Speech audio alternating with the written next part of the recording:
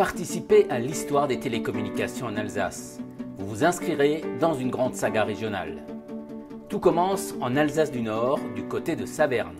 C'était le 25 mai 1798. C'est là qu'a vu le jour le premier réseau de télécommunications au monde, avec l'inauguration de la ligne de télégraphe optique de Claude Chappe. Cette ligne reliait Paris à Strasbourg. Cette ligne a nécessité toute une série d'études de terrain, de positionnement en altitude et de visibilité d'un point haut à un autre point haut. Ce système servait à la transmission des ordres militaires.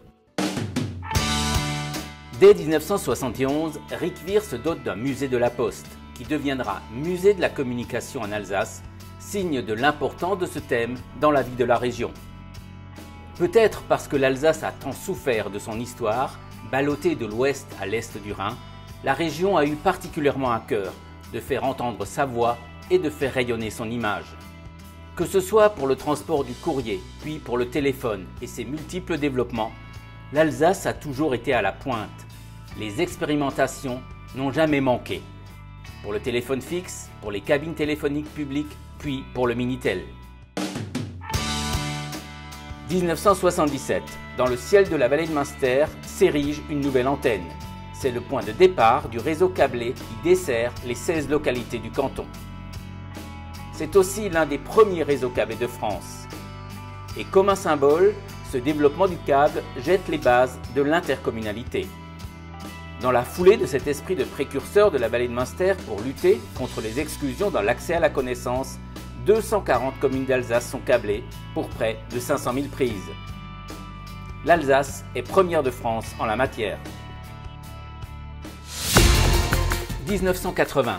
Le téléphone est partout en Alsace et il prépare sa révolution. 16 millions d'abonnés au téléphone en 80, une cabine téléphonique au moins par commune. L'industrie du téléphone emploie 67 000 personnes. Les centraux sont progressivement de type temporel comme celui-ci. Les communications sont meilleures, plus rapides, plus nombreuses. Le fil de cuivre est remplacé par ce composant électronique. Au lieu de l'électricité, c'est de la lumière qui circule. En 1981, l'Alsace se distingue dans un autre domaine des télécoms, le Minitel. Alors c'est la simplicité même, on appuie sur ce bouton et connexion, ça réagit tout de suite. Et c'est à Strasbourg que les premières applications sont développées sous le nom de Gretel. En prime, un service de messagerie électronique, l'ancêtre de nos mails. Autre singularité, de 1981 à 2002, 80% des Minitel distribués en France sont fabriqués en Alsace. Telic Alcatel, la réussite tient à un fil. En 1989, l'esprit pionnier de l'Alsace en matière de télécom se dessine à Biesheim dans le Haut-Rhin. La société Eurocable offre la télévision, le téléphone et Internet à la population, avec un réseau comportant déjà des liaisons principales en fibre optique. La démarche fait école à Colmar et Mulhouse. Mais avoir quelques longueurs d'avance sur la fin du monopole de France Télécom n'est pas une sinécure. Arrive ensuite l'année 1991. La capitale alsacienne est à l'avant-garde dans le domaine des télécoms. Christine Boss. Lancement à Strasbourg du Bebop, le premier téléphone de poche français. Téléphoner en pleine rue jusqu'au bout du monde, c'est un nouvel espace de liberté, le succès est immédiat. C'est surtout un confort supplémentaire.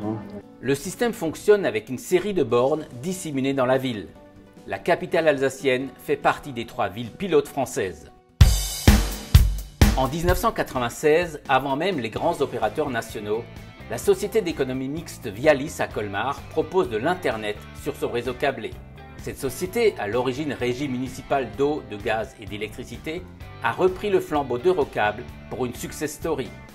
30 000 clients dans le bassin de Colmar, mais aussi 200 000 clients en Moselle, dans la région parisienne et dans les Alpes.